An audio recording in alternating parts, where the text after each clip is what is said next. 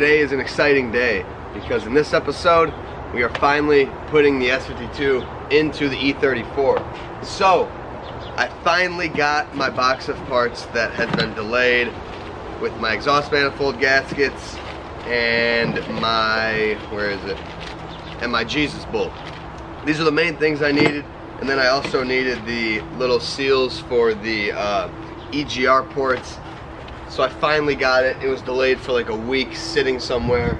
Pretty frustrated about that, but now we can finish up this S52 and we can get it in the car. Fresh exhaust manifold gaskets. If you didn't catch the other episode, the reason I couldn't use the OBD1 ones is because this channel here, so it has to be blocked off completely, which is what this gasket does. So I know I said I was gonna run the EGR ports and just use the top block off plate, but I decided since I had to wait on these gaskets, I would just buy the dual block off plates that go right on the manifolds, because I figured why run that worthless EGR junk and then have it kind of be ugly, whereas I could just delete it all the way. More space over here, less things to worry about. So I got the direct block off plates, and I got brand new exhaust manifold gaskets for these.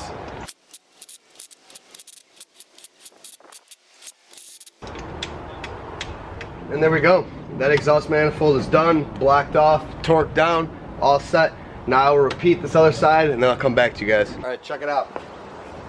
So here's my E34 exhaust, and boom, bolts right up.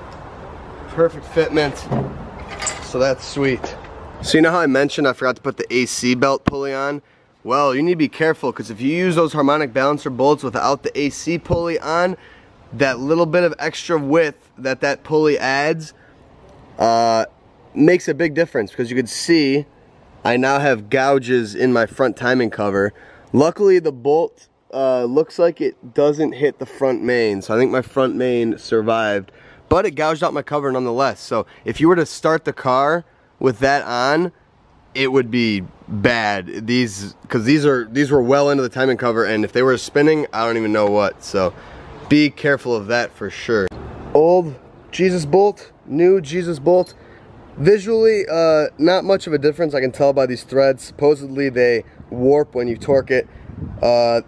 You can't see that with the human eye. So we're gonna steal this washer and then install this new one. This is my setup. I got my old little timing cover breaker bar thingy here for my E24 main seal job, bolted onto the harmonic balancer or crank pulley, wedged up against the AC bracket. Hopefully the AC bracket's strong enough, and then wood under the motor mount so when the motor twists it doesn't, you know, slip or break the stand. So now let's go. I got my torque wrench set to 150.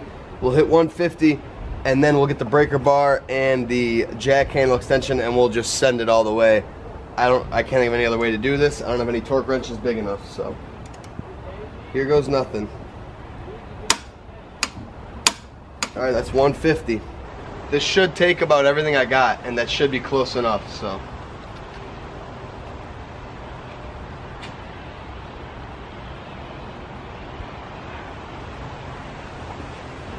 That worked pretty good. I think we'll go a little bit further and call it.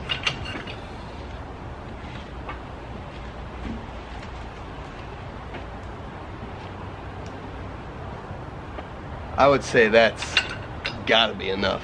All right, last step, new motor mounts. New mount, stamped like 100 times. I don't know if that's because they just sit so long that they have to re-stamp them, but you can see it's a little smushed, not too bad, but these new ones don't have the dowel on them like this one. A lot smaller. I guess it'll probably do the trick though, but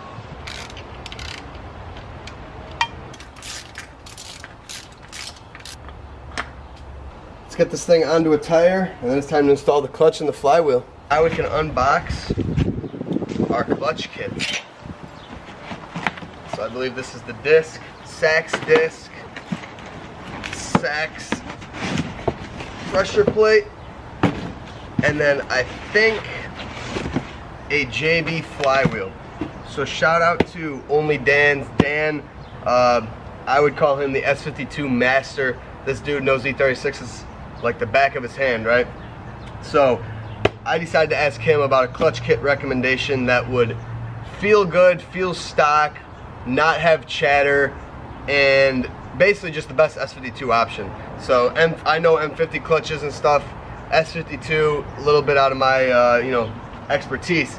So I decided to ask him, and he recommended the Beamer World, I believe, Stage 1 kit. Here, I'll read it right here. Beamer World Lightweight Sprung Hub Clutch Flywheel Kit Stage 1.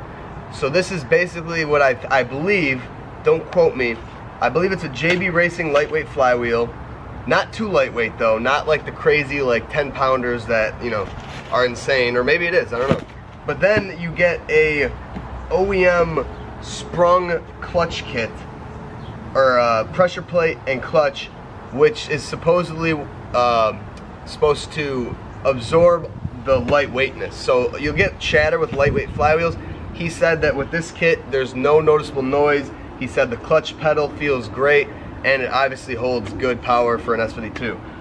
So shout out to Dan. Thank you, Dan, for recommending this kit to me. I'm sure I will love it. So let's open it up and see what we got. Professional installation is recommended. I'm a professional. Oh, I almost forgot. I gotta put a new pilot bearing in.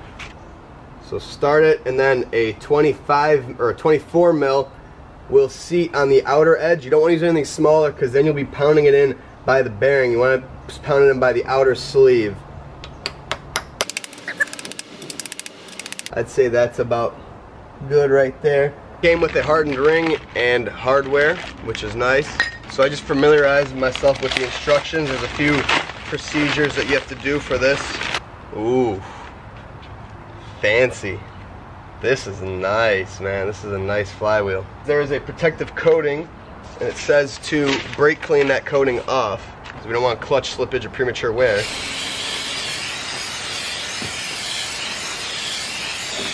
So one of these holes will be bigger. You gotta line it up on the dowel, like so.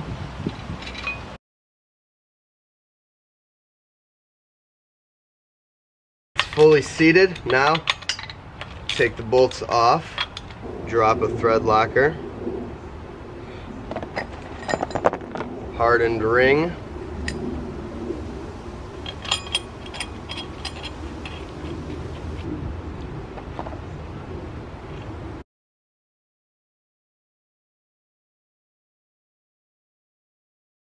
flywheel bolts to crankshaft, 77 foot-pounds.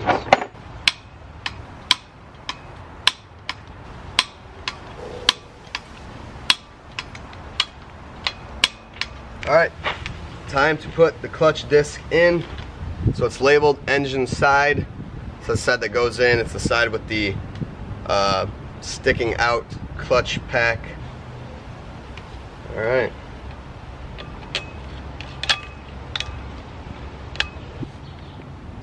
Like that. There we go. Alright, no thread locker. Start them. Thread them in evenly until it's seated.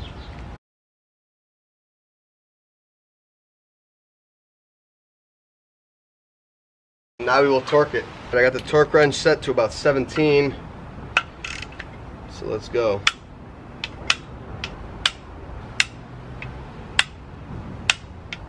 Before we get the trans in and the engine in, I want these installed because it's going to be a lot easier to hook these all up with nothing in the way. So here's the old slave and hose assembly. The rod fell out. This has seen far better days. Alright, there we go. Lined up. I got that tightened. I'm going to tighten this. Alright, it's go time. This S52 is getting in the E34 finally.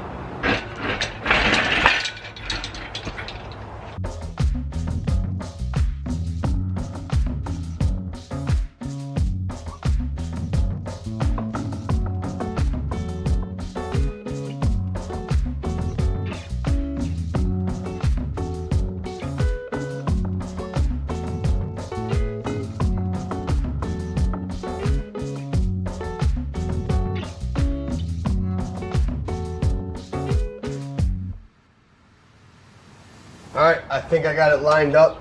they make the new dowels, like I pointed out when I took the motor mounts off, they make them small, so they don't line, I guess they line up easier, but they don't really give you a good idea of when they're lined up, if that makes sense. So, kind of annoying, but I believe she is fully in place.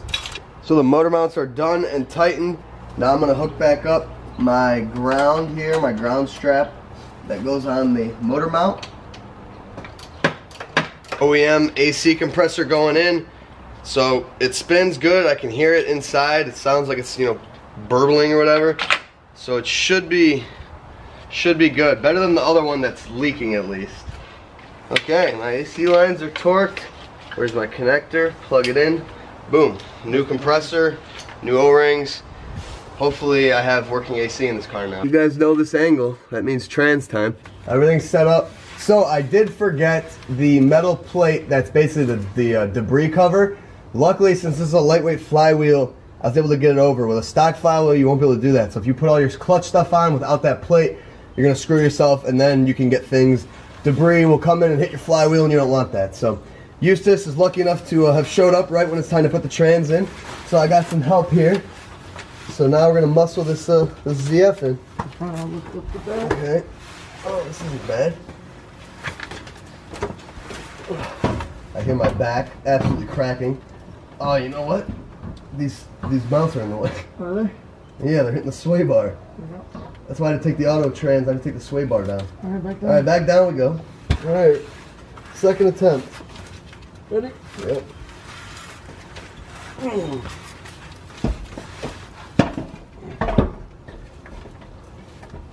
Oh wait, I need to take this bolt out. That goes through the plate.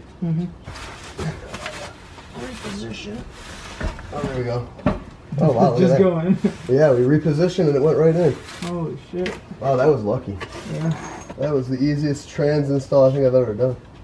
That's how they should all go. Josh, you guys want to come in and eat? Yeah, hold on. All right. Go around and tighten all these bell housing bolts.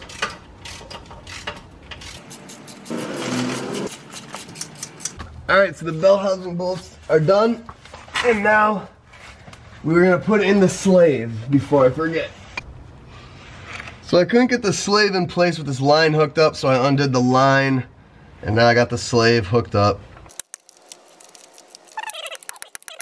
Alright, slave is in. I'm going to reinstall this line. And then the clutch hydraulics are done. The sway bar just shanked me. So I did all the brake lines, which is in another video, but now we're going to bleed the clutch and see if all the clutch hydraulics that I routed are going to hold. So, a little nervous, but I have faith. Alright, you can pump. A lot of people have issues bleeding the clutches on these cars. I'm telling you, the two-person old school method works literally every time. Isn't that right? I mean, me and this guy have done like countless clutches on these cars. Always do it this way, never have issues. You start by hand, you're gonna have to help it up yourself, and then after a few cracks of this, eventually you'll start to get pressure. Some people just get impatient because they think it's not doing anything, but trust me, it is. Alright, you want me to crack it? Yep. Holding. We got a little air. Good. Close. Yep. Closed. I'm gonna go replace my gloves so I don't get brake fluid in my hand. No leaks in there? No. Thank God. Nice and dry. I feel something for sure. Alright, we got pressure coming. Should I crack it? Yep. Okay. Yep. Another good air. Oh, we got fluid. Woo. So you'll notice the sun came up. That's how long we've been bleeding this clutch. Not really, but so after I cut the camera, I mean, it was just fighting us. I've never had a clutch this bad to bleed. It probably, after I cut, probably an extra hour of bleeding. Every time I would keep fumbling because my hands would get all slippery from the brake fluid, and I would let it open too long and we'd lose all the pressure and lose everything. We, by the end of the night, almost got it to halfway, and then I slipped up and ruined it and had to restart. So we called it. I was gonna almost go buy a pressure bleeder, but Eustace came back and we stuck true to the manual method. Like I said, it'll always get you there. And after, I don't know, another good probably 30 30 minutes today, maybe even 45, and upgrading to a hose on the slave so I don't get fluid all over myself. We have finally got a clutch, so I'll have you demonstrate. Look at that, a nice working clutch pedal.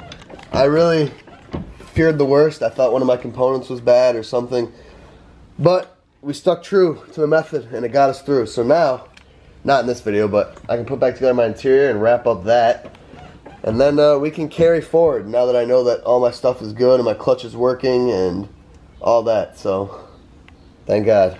So up next on our list, new power steering reservoir and line. This line leaked, none of the other ones leaked, so I have all those spares. I'm not gonna do them right now. They're all pretty easy to do with everything hooked back up, but I know these had to be attended to because they were leaking already. So it comes with a traditional hose clamp that you usually see.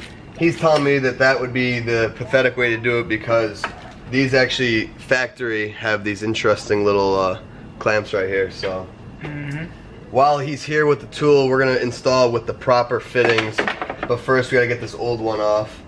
The way you do it, you put it in the opening and twist it. Oh, I did not know that's how you do that. I always cut these off with a grinder, but apparently there's an easier way to do it. These are kind of a pain in the ass too. There we go. So these have a built-in filter. I've never replaced these, but these are like super cheap. Like this is like the good brand one. I mean, this is marked BMW, so. But they have a built-in filter that you can't replace, so that's why it's a good idea to replace these. So here's our old leaky line.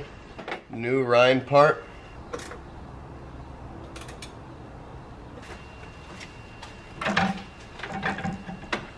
That's nice. Alright, so I finally got the hose clamps sorted. I used the one that it came with. Now we gotta reclamp the new reservoir. Fireworks going off because it's the 4th of July. But I'm working. Alright, and there's our power steering system all hooked back up, ready for fluid. So here we have our basically shifter rebuild kit. So we got a shift arm here with a new bushing here. We got a shift carrier bushing. As you can see, this one is destroyed. And then we are actually going from a single shear selector rod to a dual shear. I don't know where I got this. My friend Dakota said he's gonna get me one because he got one for his car. So I can't plug you guys in on where this is from, and I'd be interested to see how this improves how the car feels. But old and new, got the new little ball socket thingy here. So to start, let's go ahead and get this new bushing in on the shifter arm. So that was actually a huge nuisance, as it always was. So a vise with a 19 mil basically to press it in is kind of how I did it. Not very easy, but it goes. So now you should get rid of this, which is completely split. So just rip this half off. There goes that. This is pretty much the most expensive part of a shifter rebuild. Slide on like this. Boom. Nice and solid. I'm going to steal the nut from this one because it doesn't come with one. So this side up. So slide this in. I'm going to re-grease this ball because it was greased from the factory. So put some grease on that. Now you got to press it up, or I guess down. Just like that. And then down into the arm. Alright, so I managed to press it in. So this is all set. Articulates very nicely. And now, just so I don't lose it, we'll put the new bitch clip in. Not sure why this really needs to be replaced. I guess unless you break it, putting it in. But it comes with the kit, so. Now that all our shifter stuff is finished up, we can install it on the trans. Well, the trans is low because that's how you do the bitch clip the easiest way. Alright. Push it down to lock it. There we go. You hear it snap in place. Now we're going to get the rear carrier in. Oh yeah, ignore that. That was on wrong. So it is the other way with the flat end down, because at the top of it there's 2 slots and then there's 2 little prongs that come out of the chassis. It's impossible to see right now. So you can see up there, there's 2 tabs coming out of the chassis that go through the bracket, and then you bolt it in and it takes it back and it holds it and stops it from spinning. I knew that didn't feel right, so there you go. That's how you do that. All right, shift selector.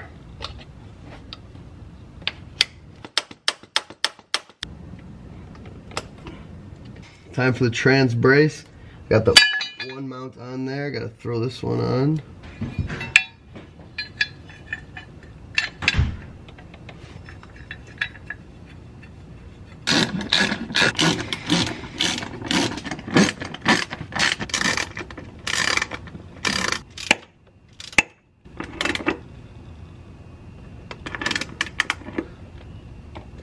Usually something I skip, but I'm not going to on this car.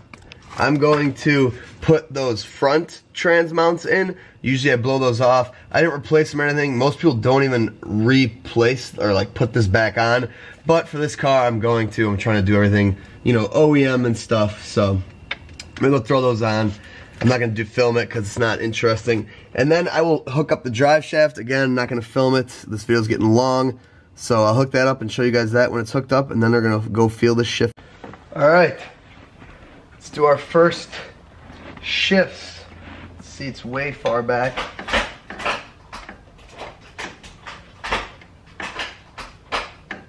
Man, this thing shifts like butter. I think I'm gonna find this is probably one of the best shifting cars I have.